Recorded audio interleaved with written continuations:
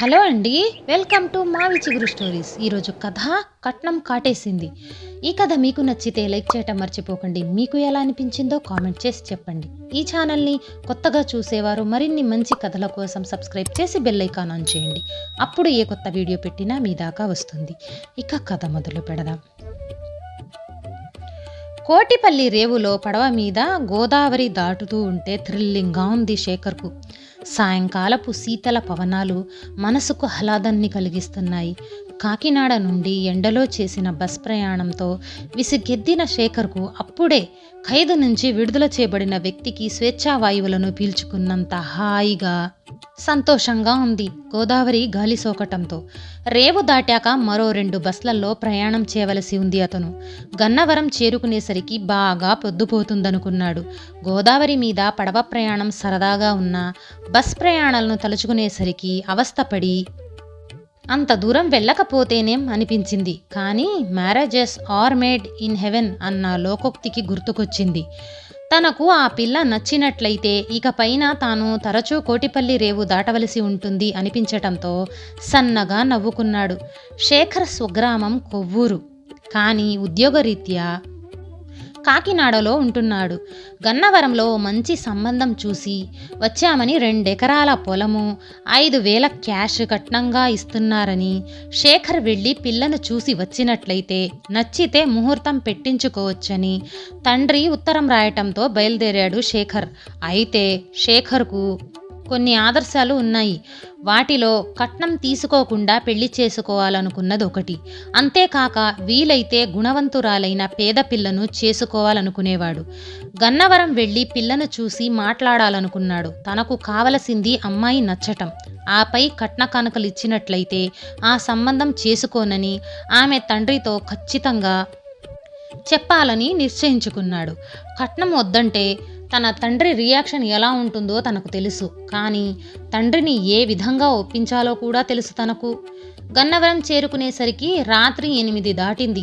ఆ వేళప్పుడు వెళ్ళి వాళ్లకు ఇబ్బంది కలిగించటం ఇష్టం లేక ఆ రాత్రికి ట్రావెలర్స్ బంగ్లాలో బస చేయటానికి నిర్ణయించుకున్నాడు. హోటల్లో భోజనం చేసి వచ్చి టీవీ చేరుకున్నాడు శేఖర్. కొత్త చోటైనా పగలంతా బాగా అలసిపోయి ఉండటంతో త్వరగానే నిద్ర పట్టేసింది. అయితే గాఢ నిద్రలో ఉన్న శేఖర్కు ఎవరో కుదిపేసినట్లయి హఠాత్తుగా మెలకువ వచ్చింది. గదిలో చీకటిగా ఉంది.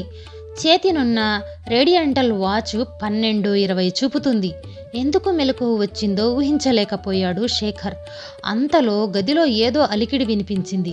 మెత్తని అడుగుల చప్పుడు, సన్నగా గాజుల సవ్వడి, ఎవరో ఏడుస్తున్నట్టు వెక్కిళ్ల ధ్వని, సన్నగా దుఃఖిస్తున్న యువతి స్వరం. బెడ్కు కొంత దూరంలో చీకట్లో తెల్లని ఆకారం లీలగా గోచరించటంతో శేఖర్ గుండె గల్లుమన్నది. చీకటికి అలవాటు పడిన కళ్లకు స్త్రీ రూపం స్పష్టంగా కనిపిస్తుంది. ఎవరామె? ఎందుకు ఏడుస్తుంది? గదిలోకి ఎలా వచ్చింది? పడుకునే ముందు లోపల గడియ పెట్టడం తనకు బాగా జ్ఞాపకముంది. అయితే ఆమె ఎలా ప్రవేశించింది? కొంపదీసి ఆమె? ఉలిక్కి పడ్డాడు శేఖర్. ఆ ఆలోచన కలగటంతో భయంతో ఒళ్ళంతా చెమటలు పట్టేసింది. గ్రామాలలోని ట్రావెలర్స్ బంగ్లాలలో అప్పుడప్పుడు దయ్యాలు తిరుగుతూ ఉంటాయని ఎప్పుడో ఆలకించిన గుర్తు. లేచి లైటు వేద్దామంటే భయంతో శరీరం బిగుసుకుపోయింది. ఎవరో అడుగుదామంటే నోటమట మాట రావటం లేదు. 5 నిమిషాలు అలాగే ఉండిపోయాడు శేఖర్. ఆంజనేయ దండకం చదవబోయి కంగారులో అమ్మవారి దండకం చదివేస్తున్నాడు.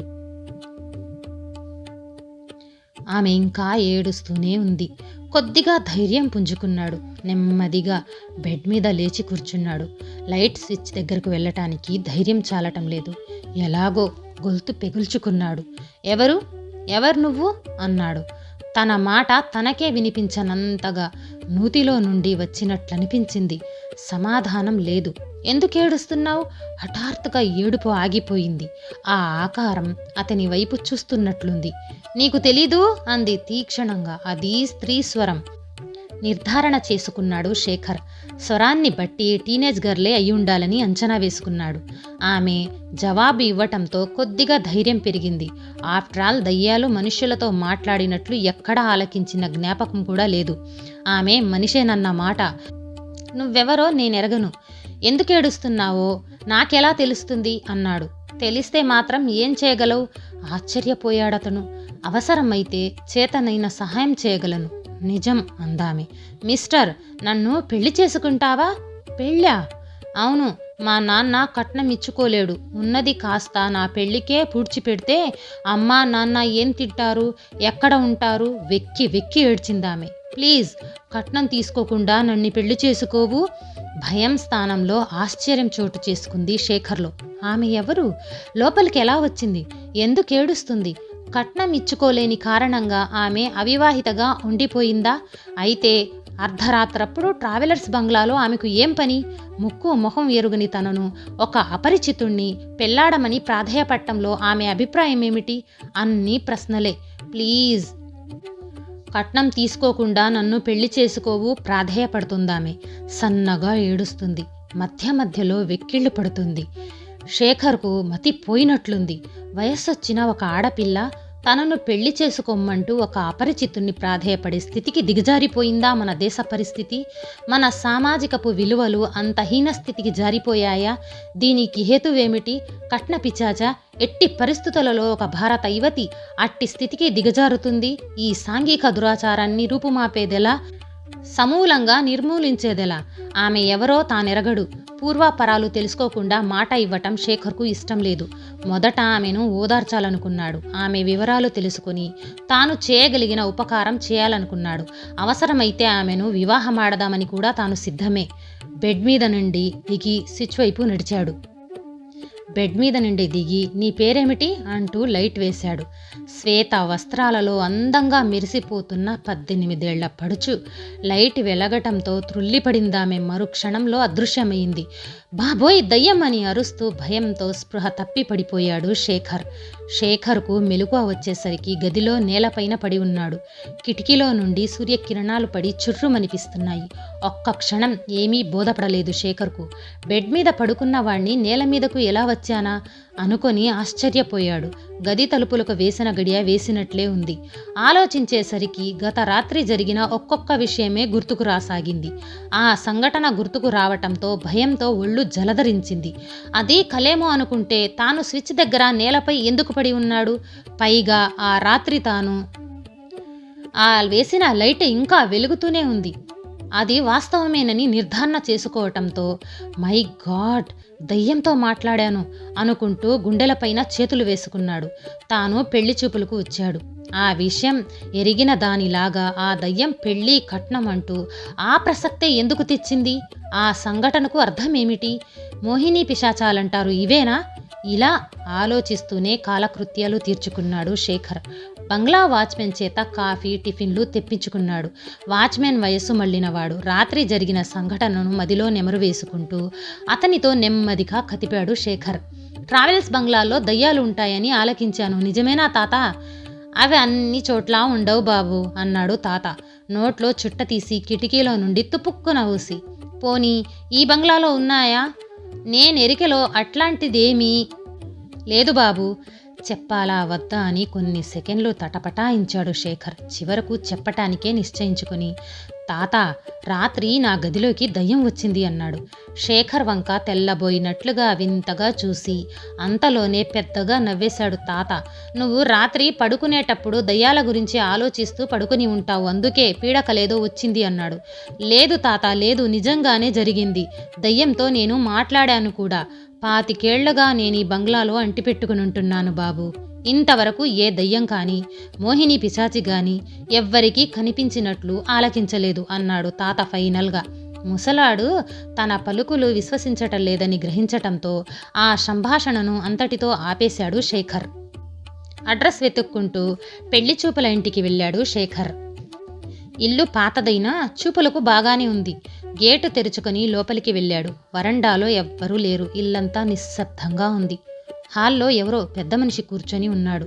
బహుశా ఆయన ఇంటి యజమాని అయ్యుండొచ్చనుకున్న శేఖర్ గుమ్మం దగ్గర నిలుచుని ఏమండి అని పిలిచాడు. ఎవరు కావాలి బాబు అంటూ లేచి వచ్చాడాయన. శేఖర్ చెప్పటంతో నేనే మాధవ్యను, మీరెవరు? లోపలికి రండి అంటూ ఆహ్వానించాడాయన. శేఖర్ తనను పరిచయం చేసుకోవటంతో విచారంగా తలపట్టుకొని కూర్చుండిపోయాడాయన. ఇంకెక్కడమ్మాయి బాబూ అంటూ గొల్లుమన్నాడు. శేఖర్ దిమ్మెరపోయాడు. ఏమండి, ఏం జరిగింది అన్నాడు ఆతృతగా. అమ్మాయి మమ్మల్ని విడిచిపెట్టి వెళ్ళిపోయింది. 2 రోజులయ్యింది బాబూ. వెళ్ళిపోయిందా? ఎక్కడికి? శేఖర్కు బోధపడలేదు. కట్నపు పిశాచికి అందనంత దూరంగా వెళ్ళిపోయింది. నా తల్లి ఆత్మహత్య చేసుకుంది. కొయ్యబారిపోయాడు శేఖర్. నోటమ్మట మాట రాలేదు. ఉన్న 2 ఎకరాలు కట్నంగా ధారపోస్తే మీరేం తింటారు అంది.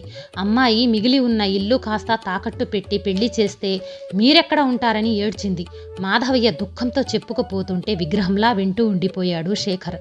తనకు ఆ పెళ్లి వద్దంది.